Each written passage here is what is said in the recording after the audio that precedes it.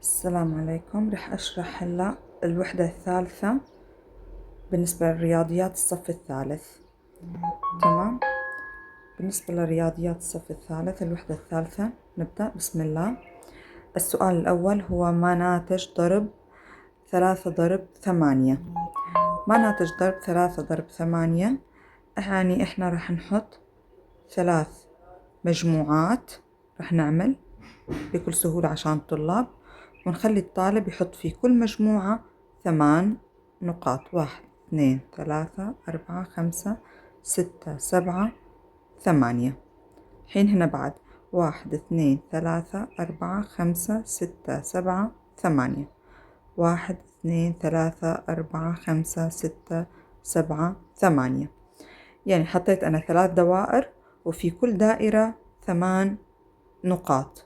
الحين لازم يجمع هو النقاط في الدوائر الثلاثة، يعني 8 هنا، 8 اللي موجودة في الدائرة الأولى، 8 الموجودة هنا، 8 الموجودة هنا، بيجمعهم كلياتهم مع بعض بيطلع معاه الناتج هو 24. تمام، يعني إذا جمع 8 زائد 8 زائد 8 يطلع معاه 24. الحين ما ناتج ضرب في السؤال الثاني، ما ناتج ضرب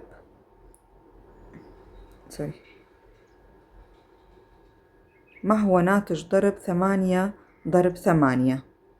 8 ضرب 8 بعد نفس الوضع، 8 دوائر رح يعمل،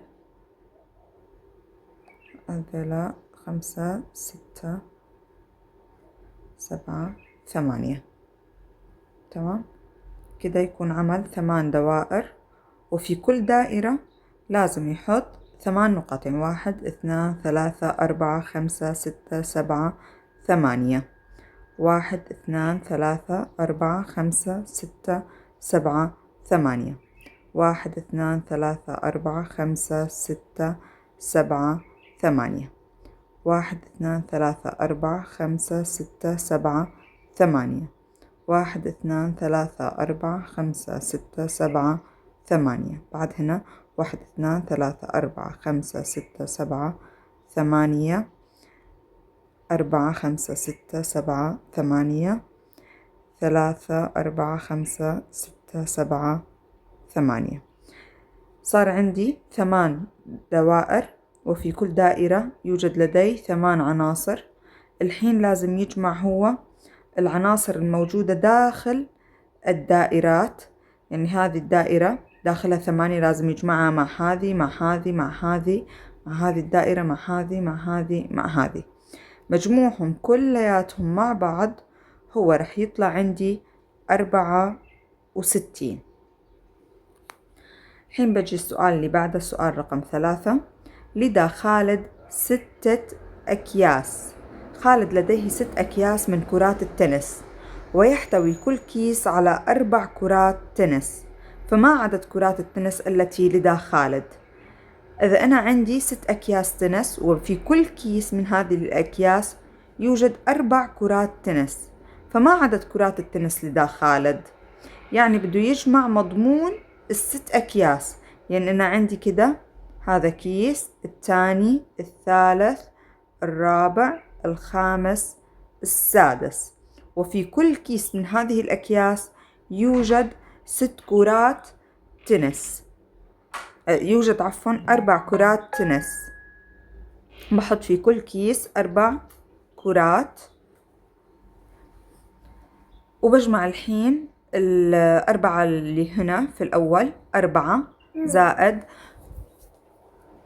هنا 4 يعني 5 6 7 8 9 10 11 12 13 14 15 16 17 18 19 20 21 22 23 24. فمعناها الناتج هو 24 كرة.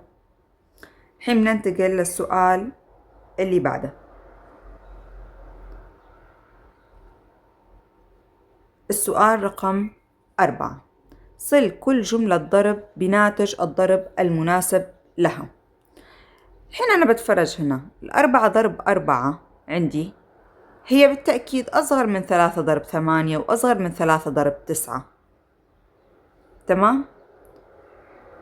فهذا يعني أن ناتجها بعد راح يكون أصغر من ناتج 3 ضرب 9 وأصغر من 3 ضرب 8.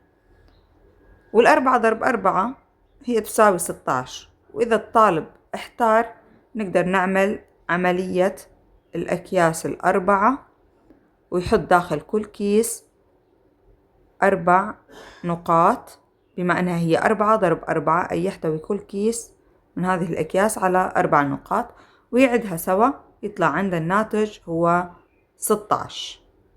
طب الحين 3 ضرب 8،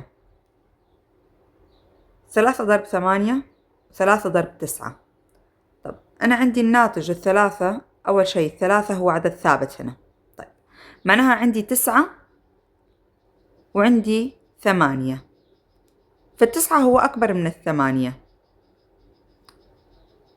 فبالتأكيد رح يكون ناتج جواب 3 ضرب 9 أكبر من 3 ضرب 8،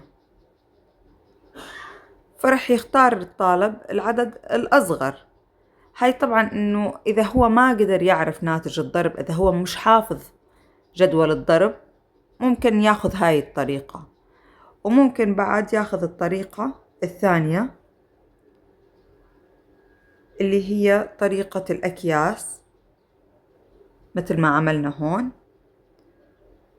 عنده هو 3 ضرب 8 أي يعني عنده 3 أكياس، وداخل كل كيس 8 نقاط. هاي 4 5 6 7 8، 1 2 3 4 5 6 7 8، 1 2 3 4 5 6 7 8. ويعد الحين هنا عندي 8 في هذا الكيس الأول، بعد 8 9 10 11 12 13 14 15 16 17 18 19 20 21 22 23 24. إذا الناتج ضرب 3 ضرب 8 هو 24، ويبقى عندي 3 ضرب 9 وتساوي 27.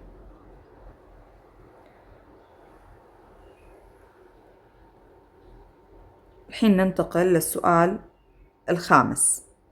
أوجد ناتج ضرب 6 ضرب 7. ناتج ضرب 6 ضرب 7 نفس الطريقة اللي تعلمناها عشان الطالب يعرفها كده. 6 دوائر بده يعمل، هاي 3 4 5 6، وفي داخل كل كيس بده يحط 7. 1 2 3 4 5 6 7، 1 2 3 4 5 6 7، 1 2 3 4 5 6 7، 1 2 3 4 5 6 7، 4 5 6 7، 4 5 6 7. والحين بده يجمع السبعة النقاط اللي داخل كل دائرة مع بعض، وكم الناتج اللي رح يطلع معه.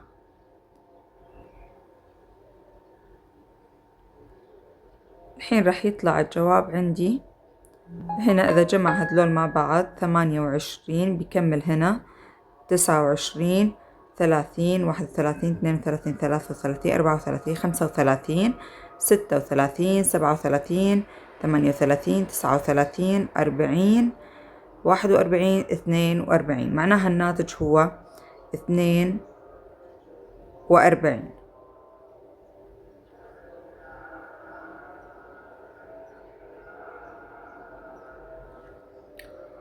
الحين اللي بعده 8 ضرب 5، بعد 5 دوائر كده، 4 دوائر 5 دوائر، وفي داخل كل دائرة عندي 8 نقاط. 1 2 3 4 5 6 7 8، 1 2 3 4 5 6 7 8، 1 2 3 4 5 6 7 8.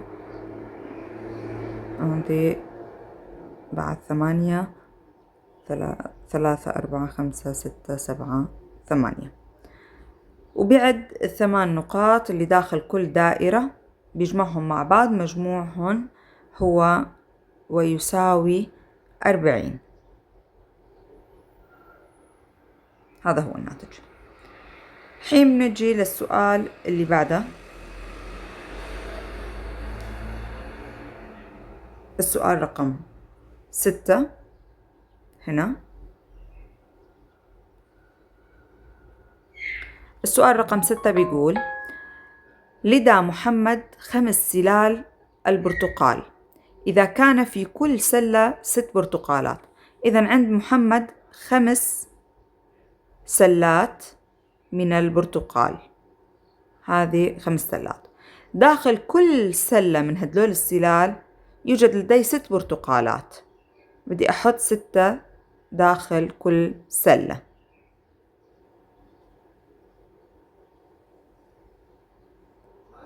يعني 3 4 5 6، 3 4 5 6. معناها الجواب هنا عندي 5 ضرب 6 ويساوي، بجمع عدد البرتقالات اللي داخل كل كيس، كل سلة من هدول السلال ال5، ورح يطلع معاي جواب اللي هو 30. تمام. الحين سؤال رقم 7. استعمل خاصية التوزيع لإيجاد العامل الناقص. أنا عندي 8 ضرب 5، عملت لها توزيع. أول شيء باللي عملته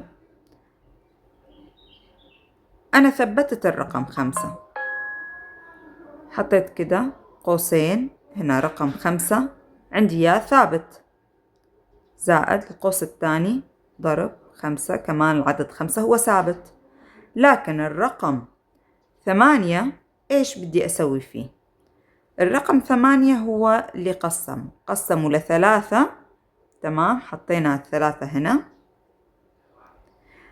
إذا شلنا من 8 3 معناها كم يبقى من 8؟ يبقى 5. إذن 5، لأن 8 تساوي 3 زائد 5. تمام. فإذا القوسين صار عندي 3 ضرب 5 زائد 5 ضرب 5. والحين هنا هم حاطين لكم ال3 هنا، حاكين شو هو الرقم الناقص. بما أني أنا شايفة أنه العدد 5 ثابت، هاي هو العدد 5 ثابت في الأقواس، معناها أنا عندي بس 8 حطيت منها 3 هنا. فإذا بشيل 3 من 8 كم يبقى؟ 8. إذا بشيل منها 3 كم يبقى؟ يبقى 5. فإذا الجواب هو 5، العدد الناقص.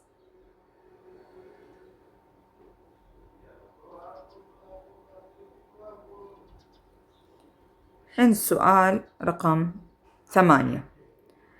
جزأ الشبكة إلى شبكتين جزئيتين وأكمل حقيقة الضرب التي تمثل كل شبكة جزئية. عم يطلب مني إني أجزأ الشبكة، فأنا رح أجزأ الشبكة لجزئين. رح نجزأ هذا الجزء هنا، هذا كده لحال، وجزء هذا الثاني بعد لحال. صارت عندي جزئين. حين لما جزأتها أنا على جزئين، فأنا عندي هنا 1 2، عندي صفين، وهنا بعد عندي صفين. وفي الأعمدة كم صف عندي؟ عندي 1 2 3 4 5. تمام، عندي 5 صفوف. حين أنا هنا عندي 5 صفوف،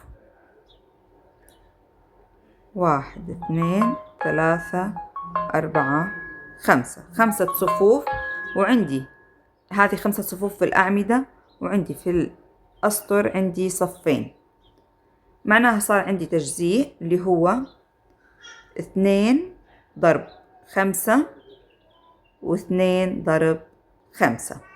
5 هو عدد ثابت، عدد هذه الأعمدة هنا 5 هو ثابت. تمام. لكن بالصفوف أنا جزأتهن لجزئين، فصار عندي 2 ضرب 5 زائد 2 ضرب 5، وفي النهاية هو 2 زائد 2 يساوي 4، أي 4 ضرب 5 يطلع عندي الناتج. فإذا الناتج هو 2 ضرب 5 زائد 2 ضرب 5. الحين السؤال التاسع. السؤال التاسع بيقول اكتب العامل الناقص مستعملا خاصية التوزيع. أنا بدي أستعمل خاصية التوزيع. أنا عندي 5 ضرب 7 تساوي، الحين هما وسعوا لي إياها، عندي صار قوس زائد قوس بخاصية التوزيع. طب أنا شايفة إنه العدد الثابت هو 7، وهنا 7 ضربتها ب2، يعني 5 أخذت منها 2، يعني 5 ناقص 2 أخذت منها 2 وتساوي. الحين 5 ناقص 2 كم يساوي؟ يساوي 3. إذن 5 ناقص 2 تساوي 3. تمام؟ فإذا بدي أكتب هنا 3، وفي المربع الثاني رح أكتب العدد اللي ثبته أنا اللي هو 7. فمعناها الجواب هو 3 ضرب 7. الحين السؤال العاشر. ما العامل الناقص لتكون الجملة العددية صحيحة؟ هنا عندي خاصية التجميع في الضرب بضمن الأقواس. أنا هون عندي 4 ضرب ضمن القوسين 2 ضرب 1. بخاصية التجميع أنا ممكن أبدل هذه الأقواس وأحط الأقواس بدل مو على 2 ضرب 1 أعملها على 4 ضرب 2. تمام؟ مثل ما هون كاتبين. طب صار عندي ضمن الأقواس 4 ضرب 2. الحين برا القوس ضرب، شو هو العدد الناقص اللي ما انكتب؟ أنا انكتب عندي 2 وانكتب عندي 4، معناها العدد اللي ضل ناقص هو 1. فإذا هون هو ضرب 1، الخيار 1. يعني خاصية التجميع هون كانت كتير سهلة، إن بس أنا بدلت مكان الأقواس. الحين السؤال اللي بعده، السؤال رقم 11. ما ناتج ضرب 5 ضرب 2 ضرب 2؟ أنا رح أخذها على الشكل التالي: 5 ضرب 2 كده ضرب 2. تمام؟ وتساوي، الحين 5 ضرب 2 يعني 5 بدي أجمعها مع نفسها مرتين، فإذا تساوي 10. الحين 10 ضرب، بنزل 2 هنا، 10 ضرب 2 وتساوي 20. السؤال الثاني. ما ناتج ضرب 3 ضرب 2 ضرب 6؟ بعملها كده: 3 ضرب 2، 3 ضرب 2، تمام، ضمن قوسين، ضرب 6 وتساوي. الحين 3 ضرب 2 ناتجها هو 6، فإذا صار عندي 6 ضرب، بنزل هذا ضرب 6 ويساوي. الحين 6 ضرب 6 كم تساوي؟